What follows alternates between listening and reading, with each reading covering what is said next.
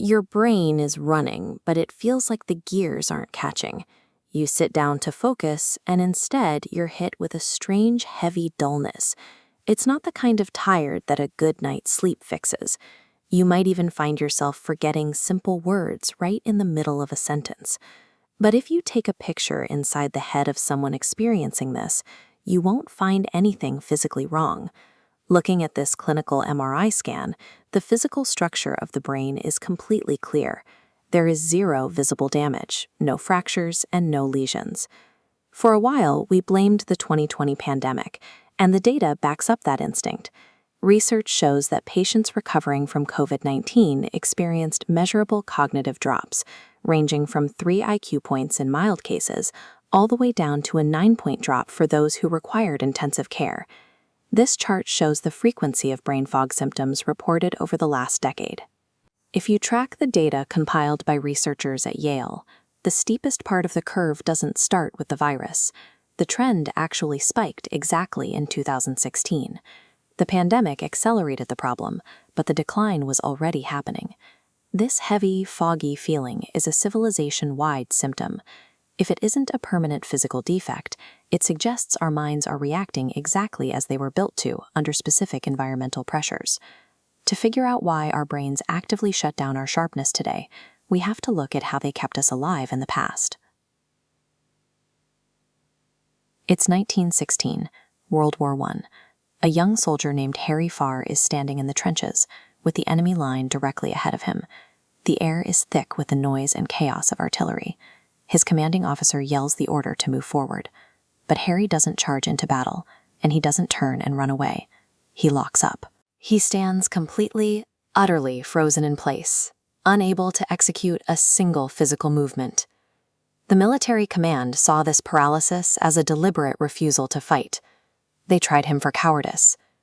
Shortly after, a firing squad executed Harry, along with over 300 other soldiers who exhibited the exact same paralyzed response.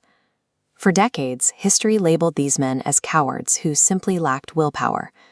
But when hundreds of individuals share the exact same physical reaction under extreme stress, it raises a biological question. Were they choosing to freeze, or was it deeply embedded survival program hijacking their bodies? We often talk about the human brain as if it's a magical, unlimited supercomputer. In reality, it is a biological circuit.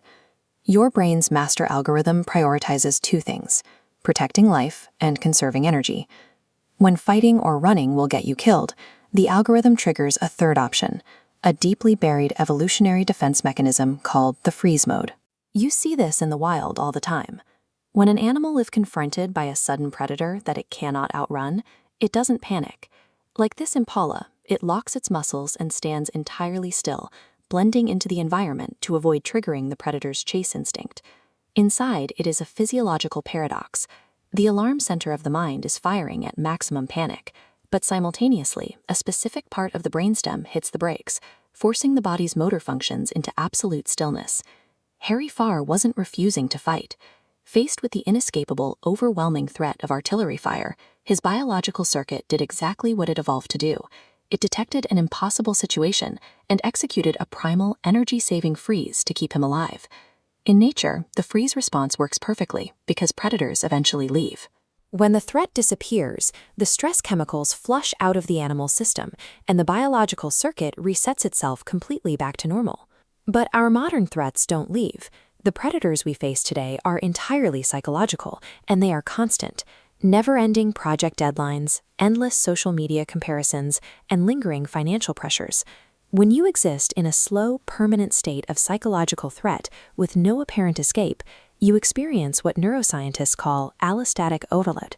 This is the severe physical wear and tear from a constant state of chronic stress. Here is where the survival algorithm glitches. The brain realizes the threat isn't going away, so it falls back on its secondary rule, energy efficiency. To conserve its limited resources during an endless attack, it actively cuts power to the most energy-hungry part of your mind, the executive function, the area responsible for sharp focus, willpower, and complex problem-solving. Brain fog occurs when your mind actively shuts down your cognitive capacity to survive what it perceives as a never-ending attack. It is your biology prioritizing survival over speed. The good news is that because this is a biological reaction, it is highly reversible. You just need to know how to override the algorithm and send a clear signal of safety back to your brain. Every unresolved decision and endless feed of options drains your mental processing power.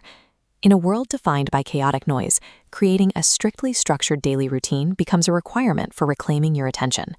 Setting fixed wake-up times, establishing rigid work blocks, and aggressively closing open loops removes unpredictability from your environment. When your brain can predict what happens next, chronic stress hormones naturally plummet. The next step is physical. You need just 20 minutes of heart-pumping aerobic movement, like a brisk walk or cycling. This specific level of exertion triggers the release of a compound called BDNF, which stands for brain-derived neurotrophic factor. BDNF acts like fertilizer for your mind. It physically stimulates your neurons to grow new, sprawling branches, repairing the connections that chronic stress wears down, while rapidly flushing out residual cortisol from your system. Adopting these habits acts as a biological override switch. By forcing the brain out of its paralyzed, energy-hoarding state, you can finally turn the power back on. A separate, vital cleaning process occurs once the lights go out. During deep sleep, your brain cells literally shrink by up to 20%. This creates space for cerebral spinal fluid to rush through your neural pathways, washing away the toxic metabolic waste that accumulates throughout the day. This biological power wash is called the glymphatic system. It is the only way your brain clears out the physical debris that causes cognitive fog, and it strictly activates during deep, uninterrupted sleep. But to allow that system to run its full cycle, there is a non-negotiable prerequisite. You must have zero screen exposure for at least 45 minutes before you close your eyes. The artificial stimulation has to stop so the recovery can start. Our modern environment is actively engineered to overstimulate your senses and endlessly extract your attention. It's an ecosystem of infinite choices that keeps your survival circuits locked in high gear. Reclaiming your mental energy today requires a deliberate restriction of options. By embracing structure over the chaos of modern overstimulation, you can finally reclaim your brain's natural sharpness.